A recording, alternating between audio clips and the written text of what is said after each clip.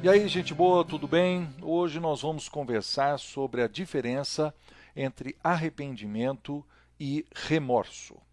O arrependimento é uma tristeza e o remorso também é uma tristeza. Então, qual é a diferença?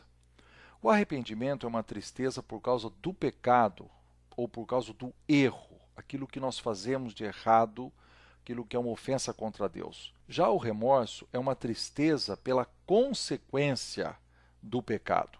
Essa é a definição. Deixa eu dar um exemplo.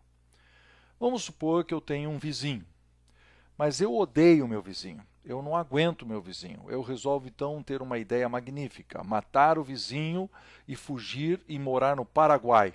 Então eu saio e começo a fugir para o Paraguai naquela corrida toda, mas eu sou pego e eu vou para a prisão.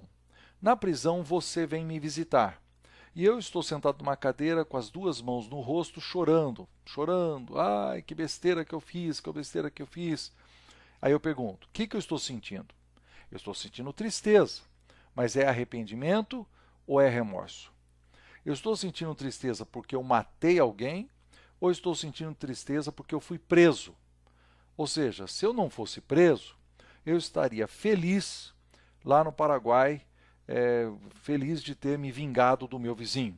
Bom, esse tipo de conceito se aplica a muita coisa. O aluno, por exemplo, não estudou, mas ele só fica triste quando ele não passa no exame. Tá vendo? Não estudar é o erro, mas ele só está triste pela consequência. Ou então nós estamos dirigindo e nós passamos pelo semáforo vermelho, mas quando a gente leva a multa, aí sim nós ficamos tristes. Isso é remorso e não arrependimento. Ou, por exemplo, na vida profissional, o chefe de telefone diz: você já fez o relatório? Você fala: estou quase terminando. Como você está quase terminando, ele pega, sai da sala dele, vai lá na sua sala e fala assim: termina aí que eu preciso levar. Mas na verdade você nem começou. Então você está triste porque você foi pego, não porque você deixou de fazer ou mentiu. E na parte moral também é a mesma coisa. O cara faz sexo antes do casamento, mas aí ele só fica triste quando a menina está grávida.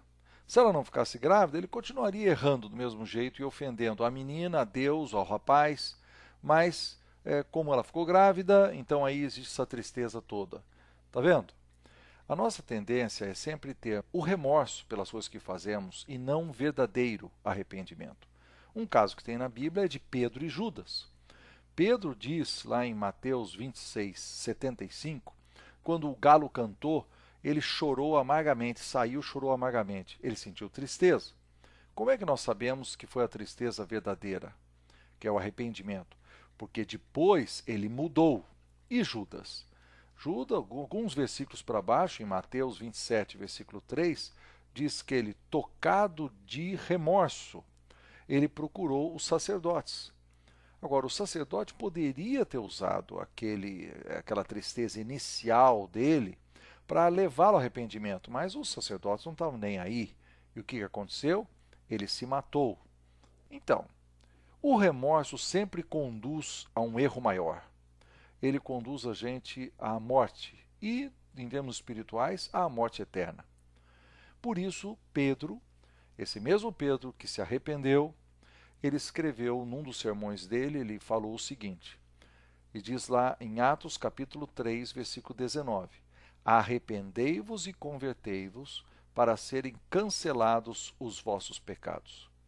Arrependei-vos e convertei-vos para serem cancelados os vossos pecados. Vamos imaginar o seguinte: você está tocando a tua vida normalmente rumo à perdição, né? A sua vida normal sem Deus. Mas aí alguém lhe fala de Jesus.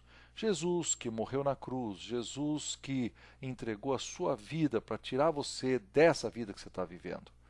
E aí você escuta aquilo, aquela luz de Cristo bate em você.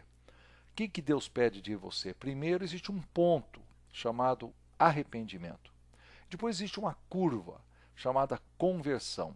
Arrependei-vos e convertei-vos. Você tem que virar a sua vida para Jesus e passar a viver para Jesus. Bom, esse conjunto de arrependimento e conversão é uma coisa só. A Bíblia chama isso de novo nascimento, o início da nova vida com Cristo.